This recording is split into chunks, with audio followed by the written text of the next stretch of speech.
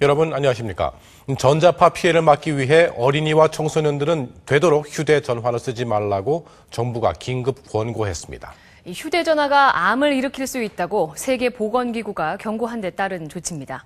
백승우 기자입니다. 휴대폰 갖고 있는 사람. 중학교 한반 30명 모두 휴대전화를 씁니다. 우리나라 청소년 휴대전화 보급률은 80%로 세계 1위.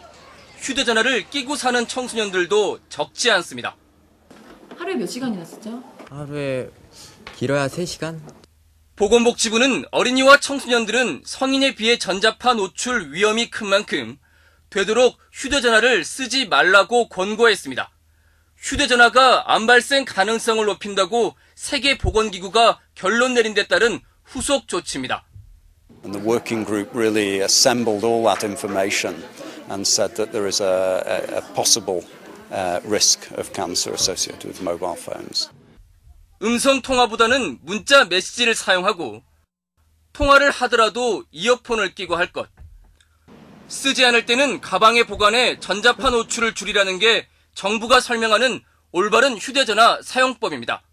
현재 독일과 핀란드, 스위스도 어린이와 청소년에 대해서 휴대전화 사용 자제를 권고하고 있습니다. MBC 뉴스 백승우입니다. 어린이들은 머리뼈가 얇기 때문에 어른보다 전자파에 더 취약할 수밖에 없습니다. 그러니까 어릴 때부터 휴대전화를 끼고 살 경우 당연히 몸에 해롭겠죠. 나윤숙 의학 전문 기자의 보도입니다. 세계보건기구가 문제가 있다고 본 건 휴대전화에서 방출되는 무선 주파수 전자기장입니다. 휴대전화 전자파는 암 유발 가능성이 3번째로 높은 그룹으로 분류됐는데 자동차 연료, 납 등과 같은 등급입니다.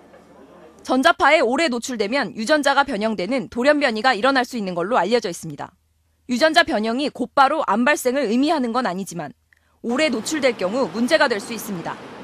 두개골이 얇은 어린이에겐 더 위험할 수 있습니다. 두개골의 그 두께가 상당히 얇습니다. 인체 내 전자파 흡수율도 그만큼 한 1.5배 이상 더 많이 흡수되는 것으로 알려져 있습니다. 초등학교 5, 6학년 때부터 휴대폰을 쓰기 시작해 전자파에 거의 평생 노출되는 요즘 청소년들은 더 주의해야 합니다. 한 3시간? 장시간 통화하니까 머리도 아픈 것 같고 몸도 좀 뜨거운 것 같고. 초등학생 2,500여 명을 조사한 결과 10%는 집중력 저하를, 1%에서는 피로감을 호소한 걸로 나타났습니다.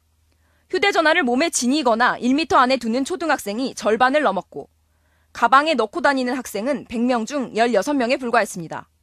다만 휴대전화와 암 발생 가능성은 더 면밀히 조사해야 하기 때문에 불안에 떨 필요는 없다는 게 대다수 전문가들의 견해입니다.